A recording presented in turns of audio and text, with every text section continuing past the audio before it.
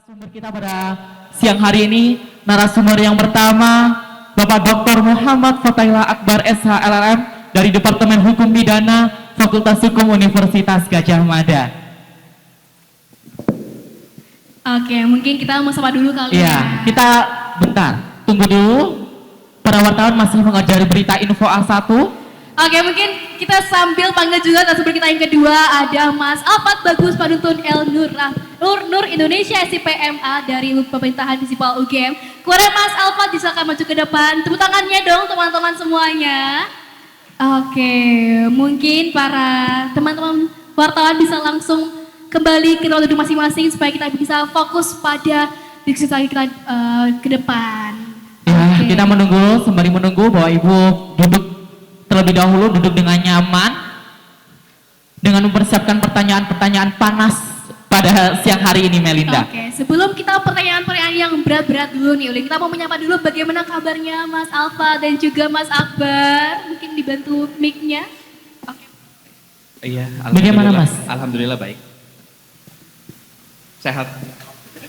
Ya alhamdulillah kabar baik ya, senang bisa berjumpa lagi tapi keseringan nanti bosen gitu. Waduh, memang best seller sekali. Iya, tiap tahun wajib ada Mas Bagus dan juga Mas Akbar dan juga Mas Alfa ini sangat best seller ya. Kita selalu keep slot untuk beliau ini untuk mengisi Bajak Belak Sumur pada tiap episodenya nih Uli.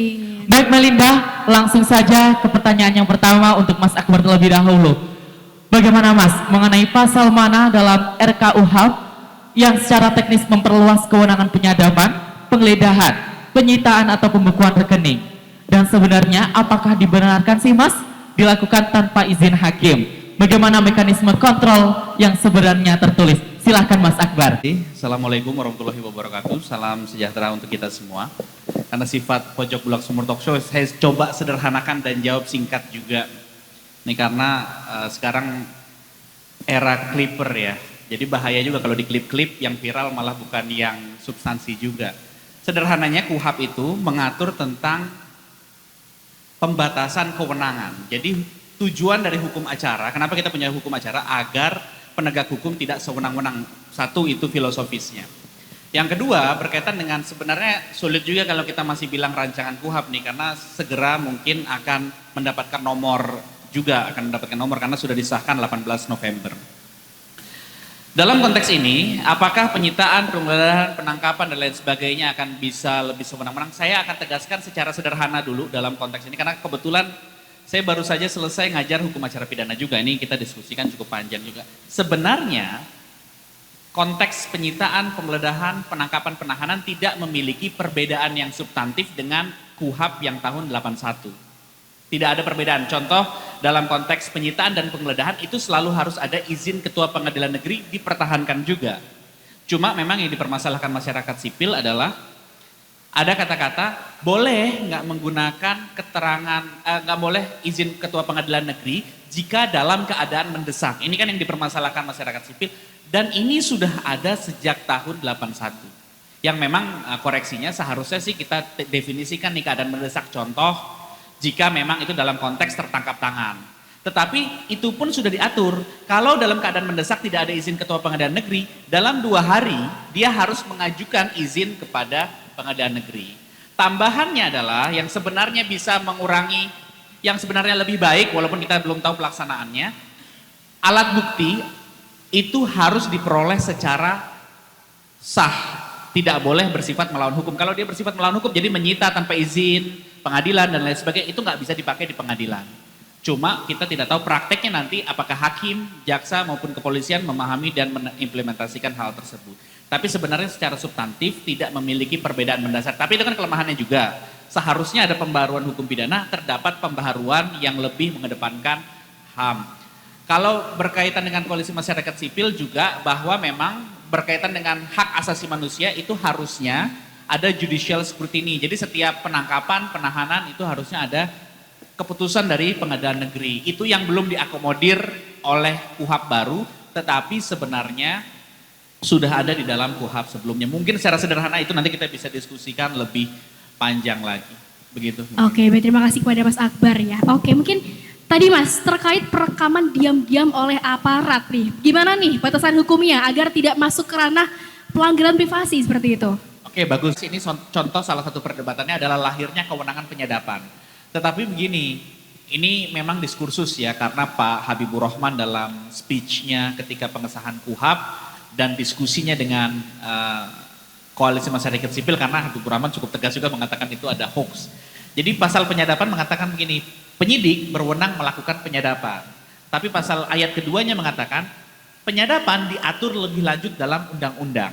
Sehingga sebenarnya tanpa adanya pengaturan lebih lanjut dalam undang-undang tidak boleh dilakukan penyadapan. Dan ini sesuai dengan putusan Mahkamah Konstitusi terhadap penyadapan. Dulu mau diatur dalam PP, nggak boleh. Harus diatur secara rigid ketentuannya di dalam undang-undang. Penyadapan ini tidak boleh dilakukan tanpa adanya undang-undang. Jadi dalam konteks ini seakan-akan penyidik sudah bisa, tetapi penafsiran saya ini walaupun memang menjadi gray area, seharusnya penyadapan belum boleh dilakukan tanpa adanya undang-undang. Sama halnya begini, ada salah satu kewenangannya juga pemeriksaan tersangka, ini baru ada dalam KUHAP, rancangan KUHAP yang sudah disahkan kemarin. Penyidikan dalam pemeriksaan tersangka wajib direkam. Jadi harus ada CCTV dalam pemeriksaan tersangka sehingga tidak bisa ada kekerasan dan lain sebagainya. Tetapi memang di ayat selanjutnya dikatakan pengaturan perekaman keterangan tadi diatur lebih lanjut dalam peraturan pemerintah. Kebingungannya adalah apakah, saya sekalian mengkoreksi tadi dari Pak Andi Sadiq, karena kelemahannya adalah KUHAP ini akan berlaku 2 Januari 2026. Jadi sekitar beberapa bulan lagi. Nah, apakah PP itu akan disahkan terlebih dahulu sebelum bisa dilakukan pemeriksaan tersangka? Karena berdasarkan KUHAP baru harus sesuai dengan peraturan perundang-undangan seperti itu. Jadi tidak sepenuhnya bisa melakukan perekaman diam-diam. Penyadapan itu ada pengaturannya dan harus merujuk kepada undang-undang. Begitu. Oke, terima kasih Mas Akbar. Baik Mas Akbar, perspektif hukum pidana, apa resiko jika kewenangan awal penyidik longgar tapi proses kontrolnya masif? Kan kita ada perdebatan tentang sebelumnya lahir rancangan KUHAP tahun 2012 zamannya Pak SBY itu melahirkan ada pengawasan paksa itu dengan upaya paksa itu dengan hakim pemeriksa pendahuluan. Jadi semua upaya paksa harus izin dulu kepada hakim pemeriksa pendahuluan. Sehingga semua penyidikan dan lain sebagainya harus bertanya dulu kepada hakim untuk kemudian oke, boleh, baru kemudian dilakukan proses upaya paksa. Nah ini seperti di negara-negara dengan due process of law yang kuat gitu. Tetapi karena perdebatan akhirnya kita memilih menggunakan pra-peradilan. Jadi kalau ada penangkapan yang tidak sah, penyitaan, penggeledahan yang tidak sah, diajukan kepada pra-peradilan itu sebagai upaya pengawasannya tadi.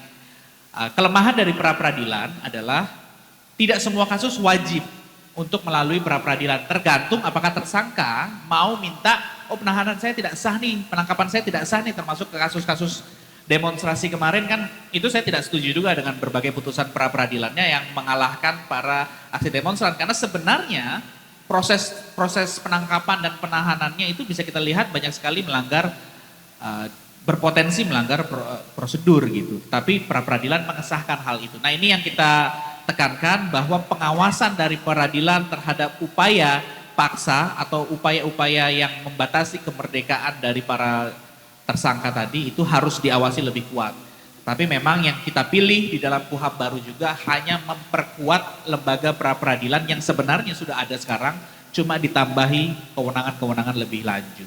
Mungkin begitu. Oke, terima kasih Pak Akbar. Mungkin kita akan beralih dulu ke Mas Alfat dulu ya. Respon masyarakat sipil dan bagaimana sih publik itu kan seharusnya memahami serta mengatasi isu RKUHP ini. Oke, mungkin kepada Mas Alfat sendiri nih, sejauh yang Mas Alfat amati, bagaimana respon masyarakat sipil terhadap pengesahan RKUHP dan apakah cukup kuat, terorganisir atau justru terpecah? Yang namanya pro kontra itu hal yang biasa saja gitu ya.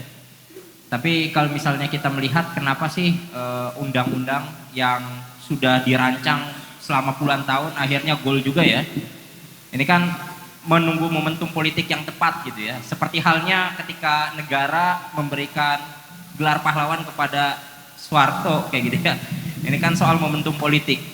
Jadi kalau misalnya kita cek ya mungkin ini adalah saat yang tepat gitu ya untuk menggolkan RUU KUHP kayak gitu ya di dalam konteks ini kemarin dan sekarang KUHP kayak gitu di 18 November kemarin. Dan ketika kita melihat respon masyarakat jelas beragam gitu ya. Mereka yang tergabung di dalam koalisi masyarakat sipil melihat celah-celah potensi seperti yang sudah disampaikan oleh Mas Akbar tadi. Dan poin krusialnya memang ini merujuk kepada realitas di lapangan, Mas. Kalau misalnya kita lihat ya prosedur yang sudah ada saja tidak ditaati kayak gitu ya, apalagi dengan tawaran yang baru kayak gitu. Misalnya dalam kasus demonstrasi kemarin ya, banyak aspirator ya, masyarakat sipil yang tergabung dalam gerakan demonstrasi kayak gitu ya, mereka menjadi korban. Ada yang salah tangkap, ada yang bahkan sampai 2 kerangka tengkoraknya baru diketahui belakangan kayak gitu ya. Itu kan persoalan-persoalan yang real kayak gitu ya. Polisi sudah mencari tapi nggak ketemu, tapi belakangan kok bisa ketemu sama orang yang bersihin bangunan kayak gitu. Jangan-jangan lebih canggih mereka kayak gitu daripada kepolisian. Ini kan hal-hal yang sebenarnya diyakini oleh publik membuka celah yang lebih besar, abuse of power terkait dengan persoalan hukum yang kemudian potensial terjadi. Nah, tendensi masyarakat sipil kepada isu-isu politik jelas ada, karena mereka juga melihat banyak sekali aktor yang kemudian berkepentingan terhadap golnya rancangan undang-undang ini. Kepolisian, kejaksaan, kehakiman kayak gitu ya. Bahkan sampai Komisi 3 DPR RI juga semua berkepentingan terhadap isu ini. Jadi saya membayangkan ini benang kusut yang sangat kompleks dan nggak bisa sebenarnya satu seri diskusi semacam ini. Makanya tadi kan Mas Akbar membuat disclaimer, ini loh intinya kayak gitu. Karena membuat masyarakat paham, apalagi jangankan yang kelas menengah ke bawah, yang kalangan terdidik saja kita terkadang sulit untuk memberikan pemahaman. Nah, jadi dalam konteks ini sebenarnya upaya terstruktur, upaya-upaya edukasi politik itu sebenarnya bukan hanya menjadi domainnya perguruan tinggi, domainnya komunitas-komunitas, domainnya keluarga-keluarga kayak gitu ya. Itu juga menjadi sangat vital sebenarnya dalam konteks bagaimana mendorong publik supaya lebih terhadap potensi-potensi yang mungkin merugikan dia. Karena kalau kita bicara tentang KUHP ini sesuatu yang abstrak bagi masyarakat. Kalau Undang-Undang Cipta Kerja, mereka bisa melihat, bentuk konkretnya adalah kerentanan pada pekerja kayak gitu. Tapi kalau misalnya bicara tentang penyadapan, bicara tentang hal-hal yang sangat abstrak, masyarakat apa sih disadap biasa aja kayaknya kayak gitu. Ngapain juga saya disadap, kayak keren aja kayak gitu ya. Nah, ini sesuatu yang abstrak yang masyarakat itu sulit untuk melihat celah potensi yang sebenarnya itu merugikan diri mereka sendiri. Saya kira itu ya domain-domain yang sangat krusial sebenarnya untuk dibahas dalam perspektif masyarakat sipil kayak gitu. Oke Mas Alfat, tadi Mas Alfat menyinggung bahwasannya ini kan hal yang mana sulit untuk orang tuh melihat bahwasannya sebagai celah yang merugikan masyarakat seharusnya ya Mas ya.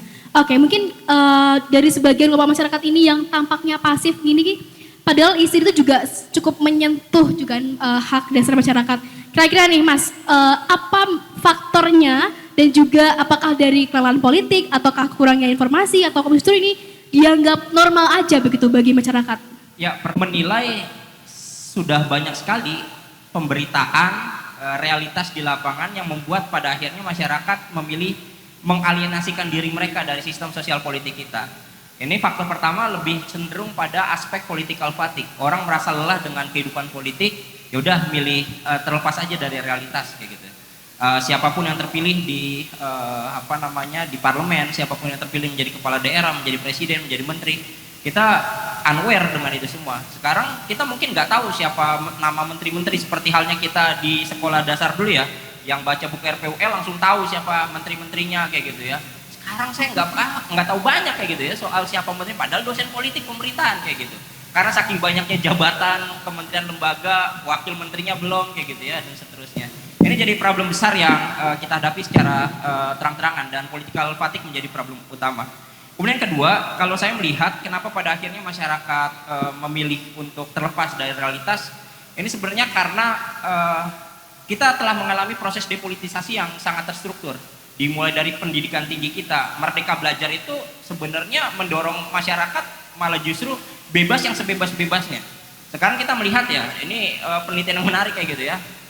Dalam 5 dekade terakhir, IQ kita secara agregat mengalami penurunan yang sangat signifikan. Dari 109 pada tahun 70-an, pada tahun 2020-an, itu menjadi hanya sekitar 78. 8 lagi turun, kita setara dengan gorila teman-teman sekalian. Jadi secara IQ kita udah mengalami pendangkalan yang luar biasa. Mahasiswa sekarang lebih mudah pakai chat GPT aja. Jurnalis juga bikin bikin berita bisa jadi pakai prompt doang kayak gitu.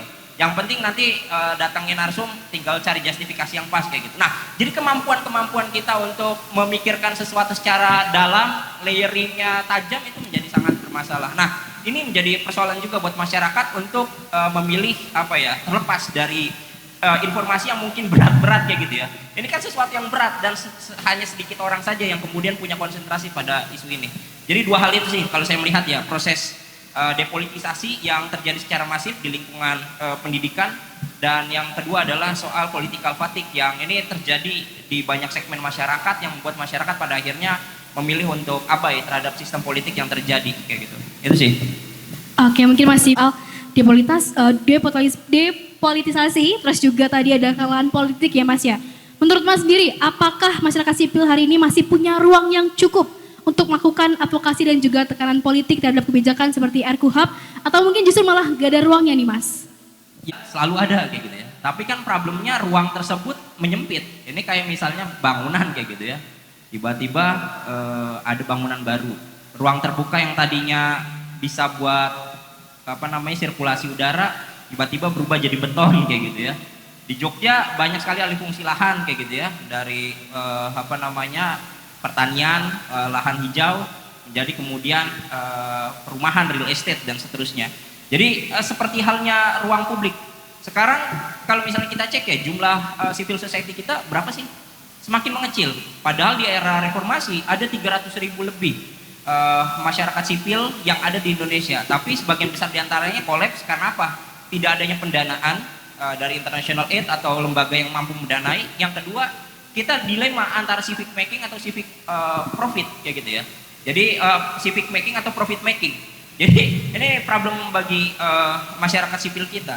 Dan di luar daripada itu, soal regenerasi masyarakat sipil ini juga bermasalah. Karena apa? Masyarakat sipil banyak mengandalkan ketokohan. Sementara sekarang anak-anak muda belajar masyarakat sipil dan demokrasi, kebetulan saya ngajar mata kuliah itu. Sekarang ketika kita tanya, nggak banyak anak-anak muda itu mau mengambil peran sebagai kelompok penengah, kelompok intermediari atau intermediate aktor di antara negara dan juga masyarakat. Nah, ini problem yang saya kira sangat besar ya, dan kemudian pada akhirnya membuka kenyataan bahwa partisipasi publik yang luas itu sekarang lebih cenderung dangkal karena mereka FOMO dan kemudian banyak terjebak di media sosial. Memang kesannya heroik kayak gitu ya di media sosial, kita nge-tweet, nge-share, ikut komentar kayak gitu ya. Tapi di lapangannya sepi dari aktivitas nyata, tindakan nyata kayak gitu.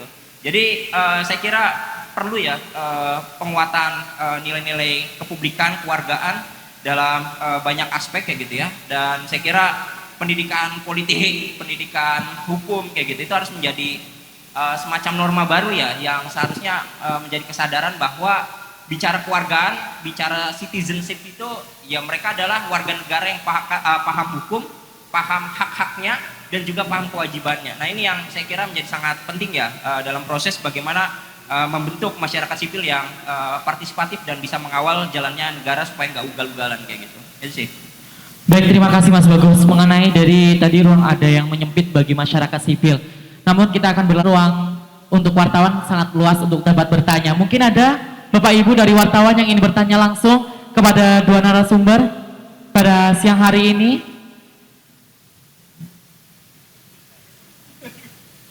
Baik, apakah RKUHP siapa kelompok yang paling rentan menjadi korban kriminalisasi dan bagaimana RKUHP ini berpotensi dimanfaatkan dalam kasus politik, aktivisme, dan kritik sosial? Baik, mungkin saya harus menjelaskan dulu bahwa salah satu kebaharuan yang perlu diapresiasi di dalam KUHP itu bahkan tidak hanya mengatur hak saksi, tapi dia hak saksi itu dalam satu bab tuh ada hak saksi, hak rentan, hak perempuan, hak disabilitas. Jadi ada beberapa vulnerable groups itu dijadikan satu bab di mana dia mendapatkan perlindungan. Jadi ini sesuatu hal yang baru juga, dan sebenarnya kalau perlu kita apresiasi kan sebagian besar kita memprotes tentang kekurangan-kekurangannya, poin minusnya ya. Tetapi yang saya garis besarkan ada juga beberapa poin plus di mana hak korban, hak disabilitas, hak perempuan juga dilindungi. Itu satu hal. Tetapi apakah nanti kemudian bisa digunakan sebagai alat? Nah, kita bisa kategorikan tidak hanya KUHP, berbagai peraturan perundang-undangan pun itu yang kita pelajari dalam konteks hukum Kalau digunakan tidak sebagaimana mestinya bisa jadi sebagai alat. Nah, KUHP ini kita atur bagaimana sebagaimana mestinya. Rancangan KUHP diatur sedemikian rupa, diberikan batasan-batasan yang lebih rigid lagi agar tidak dapat digunakan sewenang-wenang gitu. Bahkan dalam konteks ini misalkan contoh penahanan ya, kita lihat dalam penahanan itu sebelumnya itu orang ditakutkan dia melarikan diri langsung ditahan. Tapi sekarang rancangan KUHP baru harus ada upaya melarikan diri tersebut baru ditahan. Nah ini hal-hal yang kemudian perlu kita lihat secara komprehensif. Apakah kira-kira ini akan berdampak lebih bersifat positif atau lebih bersifat negatif. Tetapi memang tidak mudah, tadi sebagaimana disampaikan Mas Alfat juga ya, bahwa dalam prakteknya kenapa ini tidak mudah. Bahkan orang hukum pun banyak yang menghindari belajar hukum acara pidana juga karena terlalu ngejelimet dan memang rumit gitu. Apalagi orang di luar hukum gitu. Bahkan dalam konteks hukum pun dosen-dosen hukum selain hukum pidana selalu bertanya ke kita juga ini maksudnya seperti apa dan lain sebagainya. Karena tidak mudah. Mungkin itu sebabnya jadi tidak mudah juga bagi masyarakat mengkritisi. Makanya masyarakat sipil kemudian menyatukan suara, membuat pernyataan itu hak masyarakat sipil juga untuk memberikan pemahaman yang lebih sederhana bagi masyarakat. Karena memang tidak sesederhana itu untuk menafsirkan KUHP ini. Begitu. Kita akan break, kita akan ada satu pertanyaan terakhir kepada Mas Alfat. Oke, dari pelajaran gerakan-gerakan sipil sebelumnya dari UU Cipta Kerja, RKUHP atau UIT. Mungkin apa sih Mas pelajaran atau mungkin hal yang bisa diterapkan untuk mengawal isu kali ini? Sebenarnya poin utama yang ingin saya sampaikan terkait dengan ini adalah bagaimana kemudian masyarakat itu punya nafas panjang. Ini problem paling krusial ya yang dihadapi oleh civil society kita. Kita sangat meletup-letup, sangat heroik ketika mengawal isu paling 3 hari gitu ya, 1 pekan. Begitu ada informasi baru, nafasnya terengah-engah kayak gitu ya. Yang pada akhirnya ya kita mungkin gak cukup concern terhadap isu itu. Di 17+8 kan, mantep 2 minggu isinya sampai kampus aja diliburin kayak gitu ya.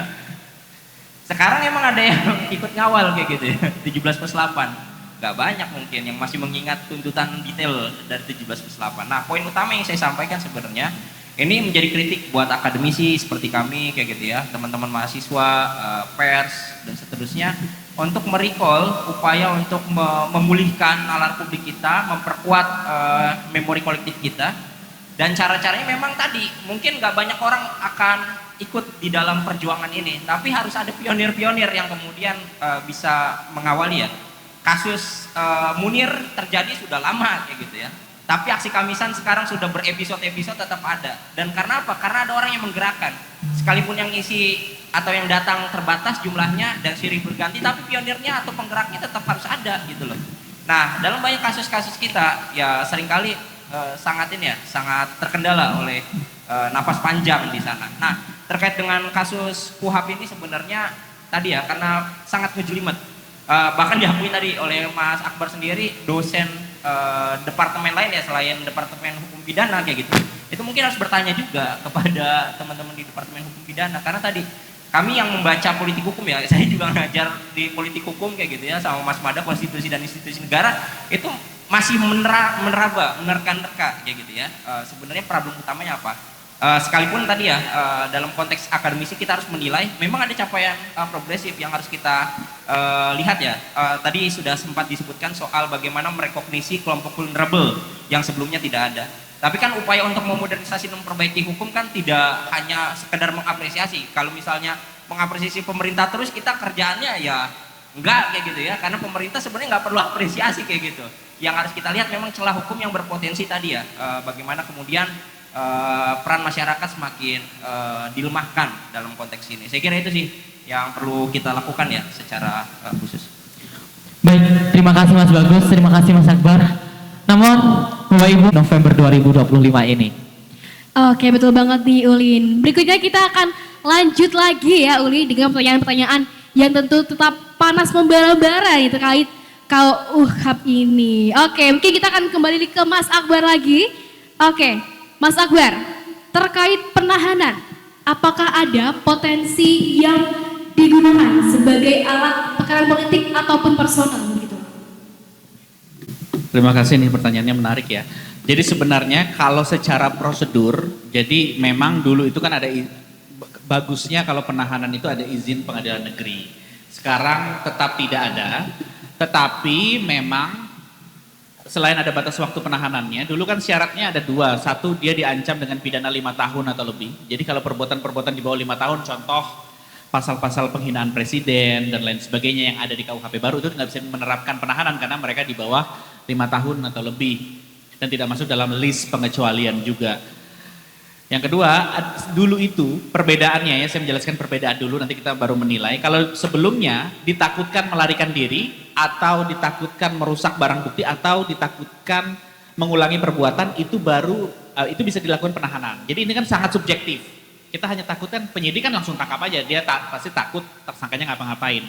Tetapi di penahanan yang baru itu tidak sekedar ditakutkan tapi dia mengupayakan melarikan diri, dia berupaya melakukan perbuatan lagi dan lain sebagainya. Tapi memang ada tambahan-tambahan yang bersifat subjektif seperti memberikan keterangan tidak sesuai dengan sebenarnya. Padahal itu kan masih proses penyidikan, kita bisa tahu itu keterangan yang sebenarnya atau tidak. Nah itu mungkin yang ditakutkan oleh masyarakat sipil. Tetapi pra peradilan boleh menguji. Kalau kita merasa proses penahanannya tidak tepat, dia dapat melakukan pengujian, bahkan ada tambahan kewenangan dalam pra peradilan yaitu penangguhan penahanan. Jadi kalau kita mau melakukan penangguhan penahanan, jadi kita mau tidak ditahan, itu bisa menguji dan penangguhan penahanan kita ditolak oleh penegak hukum baik penyidik, penuntut umum maupun hakim, kita bisa mengujinya ke pra peradilan. Walaupun ini belum ada pengaturan lebih lanjutnya yang harus dijawantahkan. Makanya KUHP ini membutuhkan pengaturan-pengaturan lebih lanjut lagi agar lebih bersifat melindungi HAM.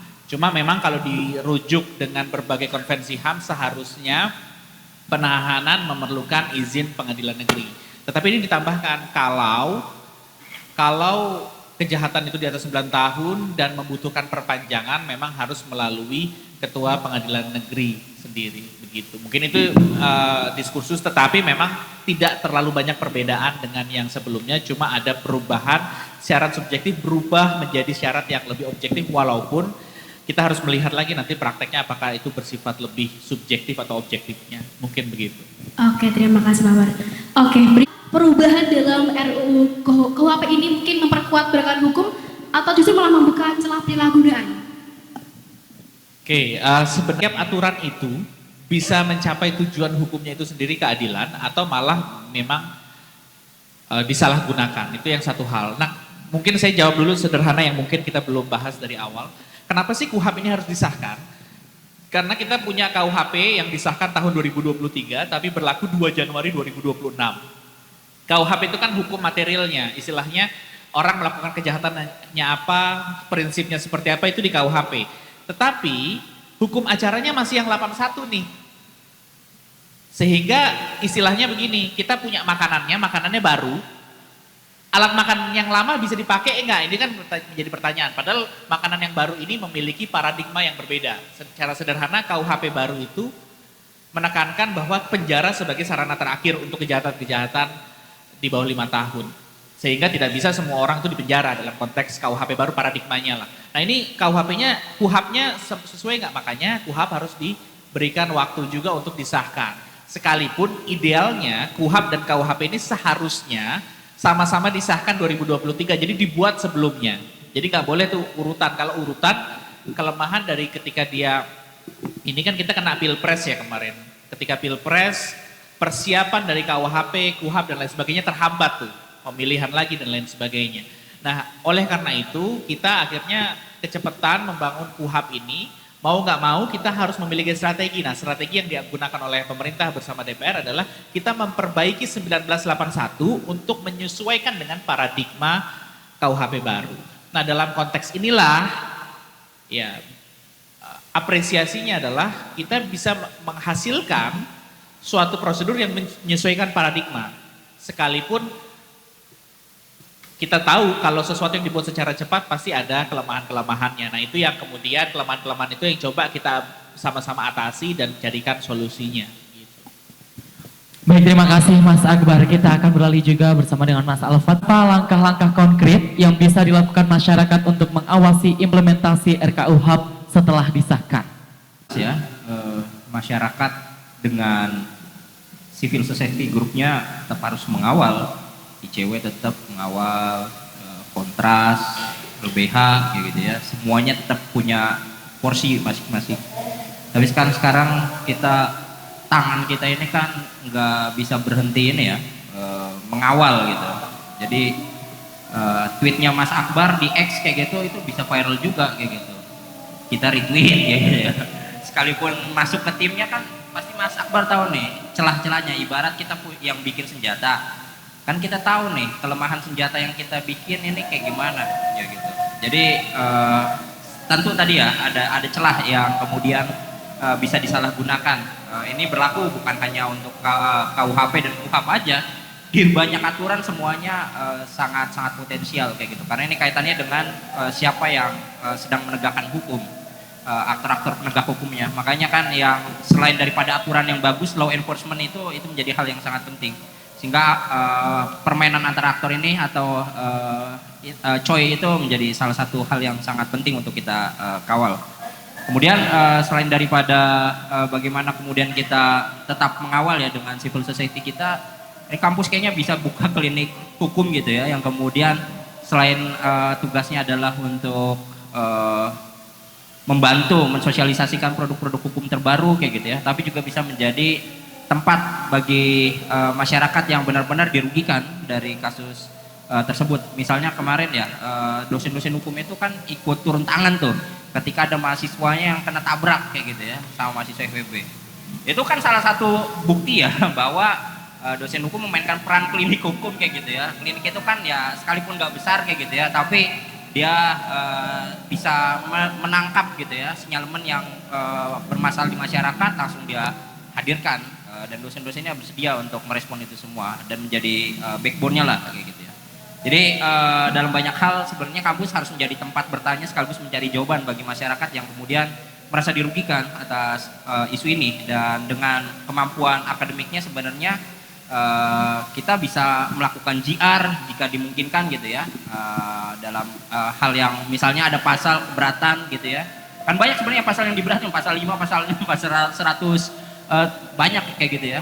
Saya udah melihat memang ada beberapa pasal gitu ya yang kemudian disinyalir potensial abuse of power tadi ya. Ya kurang lebih seperti itu cara pandang. Baik Mas Alfat, di sisi lain juga bagaimana peran? Makanya kan tadi kampus ini kan tadi aktor-aktornya ini beragam. Ada kadang-kadang dipakai buat penguasa gitu ya. Ada juga yang memang melawan kekuasaan kayak gitu. Itu udah biasa aja. Bahkan sekarang kita lihat kan ada dosen-dosen kita jadi menteri kayak gitu ya, jadi wakil menteri juga ada kayak gitu ya. Ada juga yang kemudian jadi konsultan, jadi tenaga ahli, ya biasa aja. Tapi ada juga yang kemudian ikut mengawal jalannya demokrasi, tetap berada di kampus kayak gitu ya, berada di jalanan. Ya ini soal pilihan politik masing-masing. Tapi saya kira kita masih bisa mengandalkan sebagian akademisi yang memang punya nalar publik yang oke, punya kompas moral yang oke kayak gitu ya. Tapi saya kira problem kita masih sama dan kita terus berharap generasi-generasi yang mendatang yang mungkin jadi dosen ini kan pengumuman seleksi rekrutmen dosen kayak gitu ya awal bulan depan. Di departemen kami besok nih rekrutmennya kayak gitu ya untuk seleksi wawancara dan micro teaching. Ya kita berharap generasi-generasi baru yang masuk ke UGM itu juga bisa ikut memperbarui, mereform ya dari dalam, bagaimana kemudian kita generasi muda bisa ikut mengawal dari dalam lah intinya. Kayak gitu sih. Jadi ini soal positioning dan itu banyak ditentukan oleh pilihan politik masing-masing sebenarnya. Gitu. Kita membuka pertanyaan kepada teman-teman media dan juga teman-teman partai yang mungkin memiliki pertanyaan mengenai topik kita kali ini. Mungkin pada teman-teman media, oke? Boleh. Mas Mbak semuanya, perkenalkan saya Haris dari tirto.id. Pertanyaannya untuk Mas Alfat. Tadi kan disebutkan soal momentum ya Mas ya. Artinya siapa sih yang berkuasa sekarang, momentumnya apa? Tapi pertanyaannya saya kira kalau Mas Alfat sendiri melihat dari kacamata ilmu pemerintahan, saat ini dengan adanya rancangan KUHP yang baru disahkan ini, apakah memang dibuat untuk didesain untuk mengamankan kekuasaan, bukan malah menciptakan ketertiban hukum? Karena kalau kita lihat urgensinya, ada banyak rancangan sebenarnya masih urgensinya lebih dari ini. Terlepas dari itu, seperti misalnya kalau kita lihat rancangan undang-undang perampasan aset itu sampai sekarang kan mangkrak, dan kemudian dengan dalih harus menunggu aturan dari RKUHP ini sendiri, mungkin itu. Karena kalau kita di media kita melihat bagaimana publik itu sekarang ya di era Prabowo, sebut saja Prabowo, bangun pagi itu harus apa ya? Kalau kata Gen Z, gebrakannya apalagi nih yang harus Prabowo lakukan gitu. Jadi publik sekarang kalau kita lihat dari kacamata media tidak harus ketakutan mungkin begitu. Mereka takut untuk berekspresi, mereka takut untuk menyuarakan pendapat, mereka takut untuk turun ke jalan. Akhirnya mereka memainkan narasi-narasinya via medsos saja. Gitu. Artinya mungkin dari kacamata ilmu pemerintah.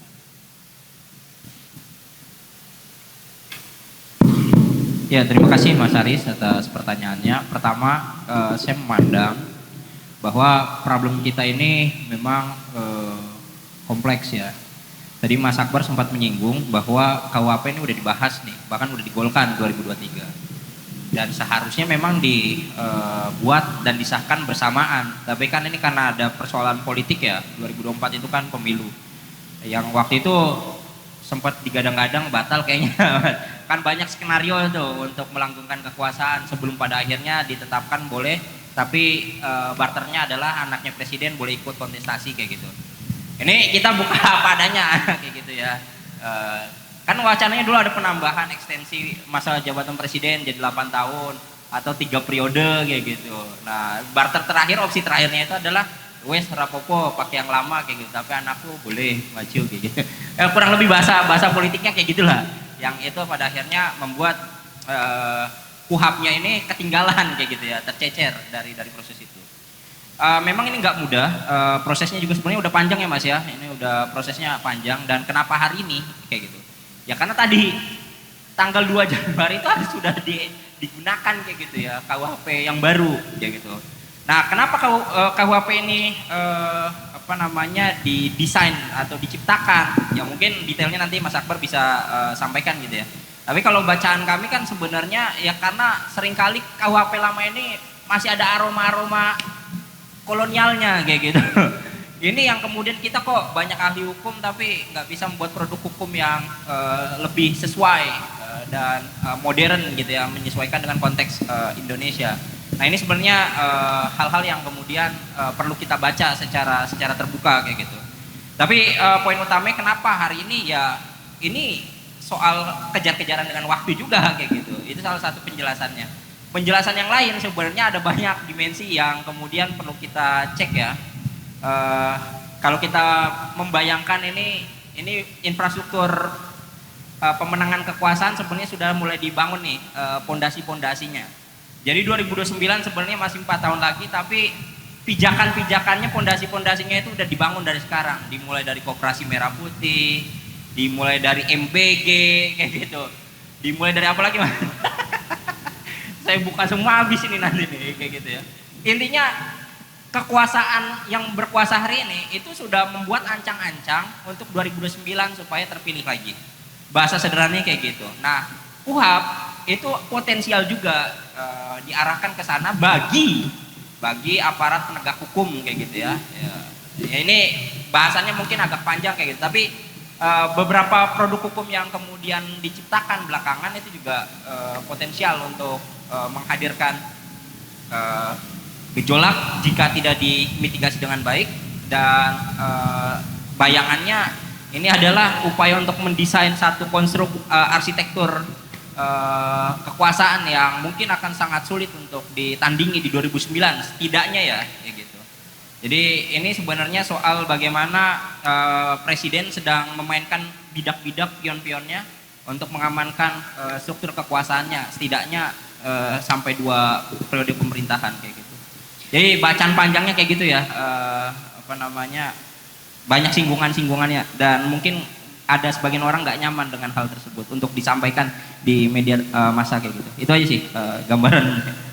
Oke, terima kasih Mas Alfat. Jadi pada intinya mungkin untuk saat ini Sebenarnya sudah cukup sih, sangat baik oleh Mas Alfa. Cuma menjelaskan saja secara politik hukum, karena kan kita berlaku di Indonesia itu 1918 ya.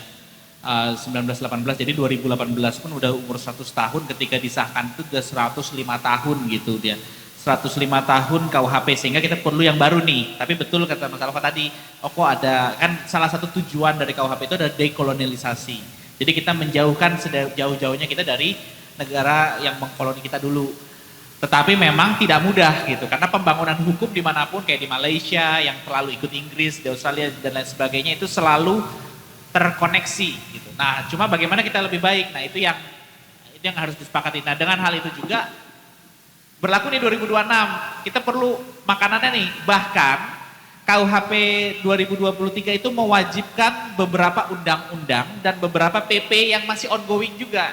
Jadi KUHP ini cuma salah satu PR aja, tapi ya itulah politik hukumnya, kita membutuhkan waktu yang sedemikian. Makanya kemarin banyak sekali masyarakat sipil mendorong di Perpu dibuat, ditunda agar kita bisa membuat produk hukum yang lebih baik lagi. Karena sebenarnya masyarakat sipil pun mendukung adanya KUHP baru, ada KUHP baru gitu. Tapi dengan cara dan metode yang lebih partisipatif dan lain sebagainya. Begitu. Oke, terima kasih Mas Akbar dan juga Mas Alfat. Mungkin kami membuka kesempatan untuk warahmatullahi wabarakatuh. Selamat sore untuk Mas Alfat dan juga Mas Akbar. Saya mungkin untuk pertanyaan ini lebih fokus ke Mas Akbar karena mungkin ini terkait dengan hukum ya. Sebelumnya perkenalkan dulu, nama saya Arya. Di sini saya bukan dari background hukum, prodi saya sastra Inggris yang baca novel-novel hukum. Kurang lebih begitu. Tadi pagi saya baru saja nonton podcastnya Gita Wirjawan dengan narasumbernya itu Pak Mahfud MD. Salah satu quotes yang saya catat di situ adalah Pak Mahfud itu bilang begini, demokrasi tanpa hukum itu liar, hukum tanpa demokrasi itu sewenang-wenang. Yang ingin saya tanyakan adalah, tidakkah RKUHP ini disahkan secara sewenang-wenang? Karena dalam prosesnya tidak ada transparansi terhadap draft-draft yang diberikan seperti itu. Nah, tidak sampai di situ juga. Nah, lalu apakah tidak terlalu terburu-buru gitu membuat KUHP ini, sedangkan yang pertama pasal-pasal selanjutnya belum ada, masih harus diproses. Yang kedua yang menjadi dasar utamanya adalah nalar masyarakat kita itu masih belum mampu untuk menerima sesuatu yang tadi kurang lebih dibilang jelimet dan lain sebagainya. Apakah ini undemokratis seperti itu karena tidak melibatkan masyarakat dalam proses pembentukannya terhadap RKUHP ini. Nah, lalu apa kira-kira pembelaan mungkin terkait dengan kenapa RKUHP ini bisa disahkan seperti ini? Kurang lebih begitu pertanyaan dari saya, terima kasih. Baik, saya nggak akan melakukan pembelaan, tapi karena bolanya KUHP ini adalah bola DPR, jadi kita hanya bisa memberikan masukan. Bahkan banyak akademisi yang masuk dalam, kan ada 14 akademisi masuk dalam tim pemerintah, itu pun ada beberapa yang protes juga kenapa masukannya tidak sepenuhnya diakomodir. Itu menjadi diskusi. Jadi saya tidak akan melakukan pembelaan tapi menjawab secara objektif saja. Dalam konteks Prof Mahfud juga ini menarik sebenarnya, karena di zaman Prof Mahfud kan disahkan UCK yang berubah jadi Perpu CK dan lain sebagainya juga. Itu malah saya nggak tahu nanti apakah dibandingkan mana yang lebih partisipatif dan tidak gitu.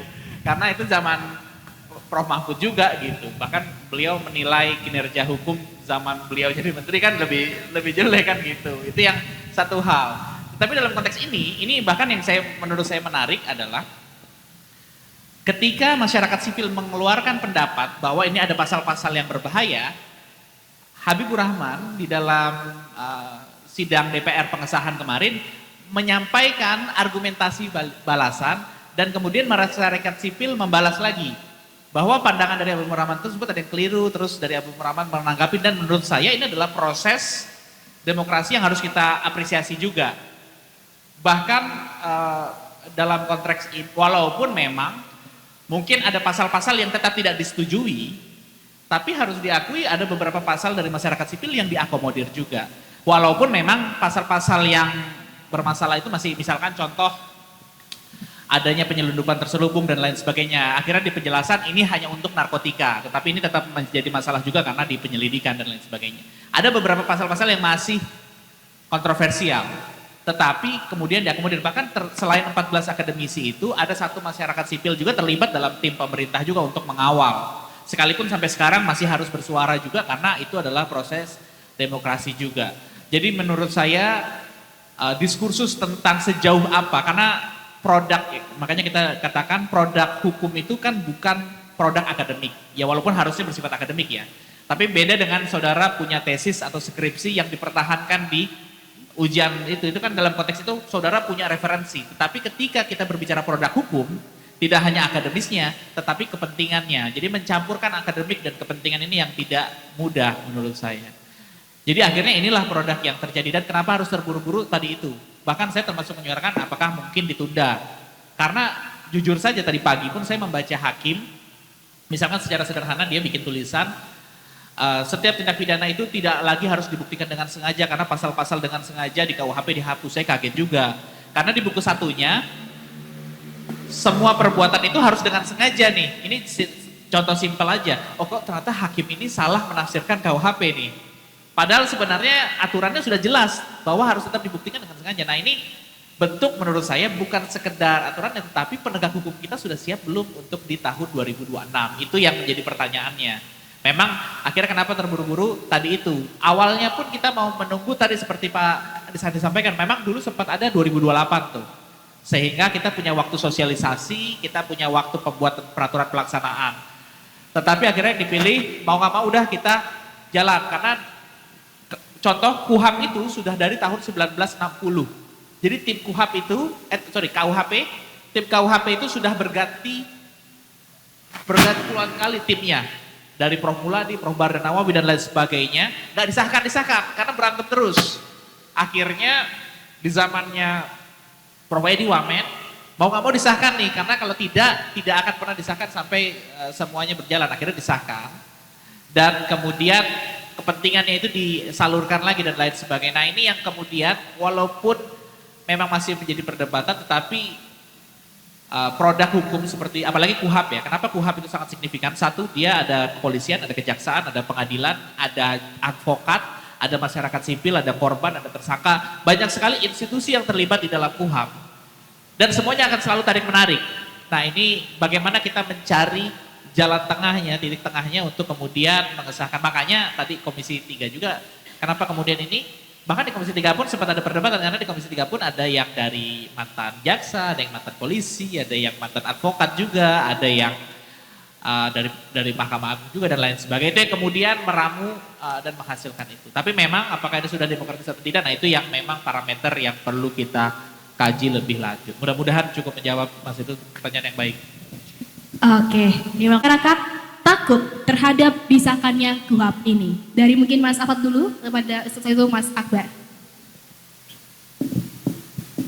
Saya secara personal merasa kalau kita tidak punya pikiran untuk melakukan tindakan melawan hukum, nggak perlu takut hukumannya apapun gitu ya. Karena nggak pernah punya pikiran untuk melawan hukum atau melakukan tindakan melawan hukum.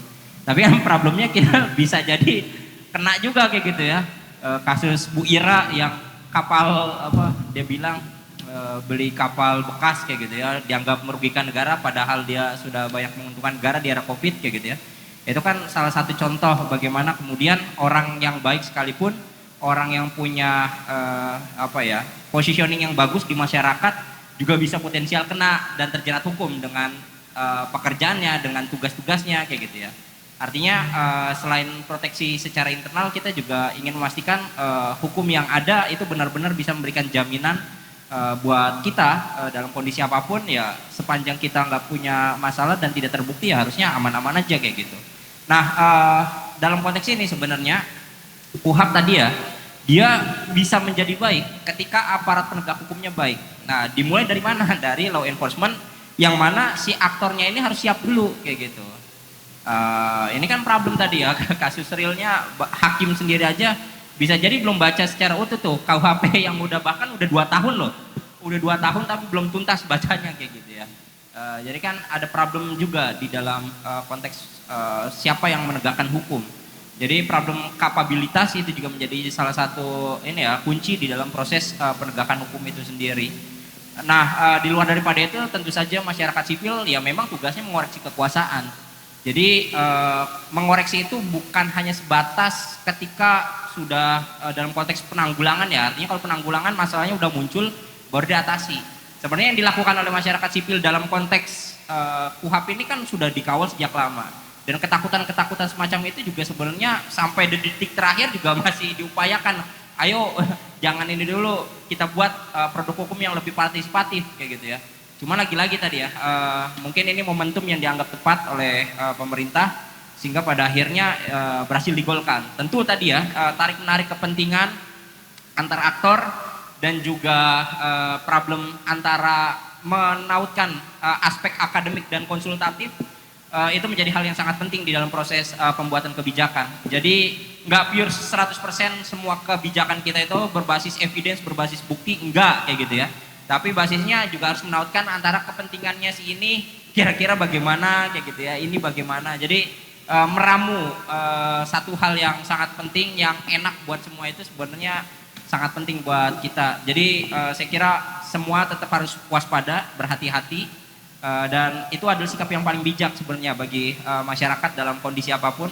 Tapi di saat bersamaan kita juga ingin dan berharap gitu ya, lembaga penegak hukum dan para penegak hukumnya itu, APH, penegak hukum semua harus benar-benar bisa menjalankan tugasnya secara secara bijak. Kayak gitu ya. Kita sudah banyak melihat kebijakan tapi bukan kebajikan. Kita sudah banyak melihat manusia tapi bukan kemanusiaan.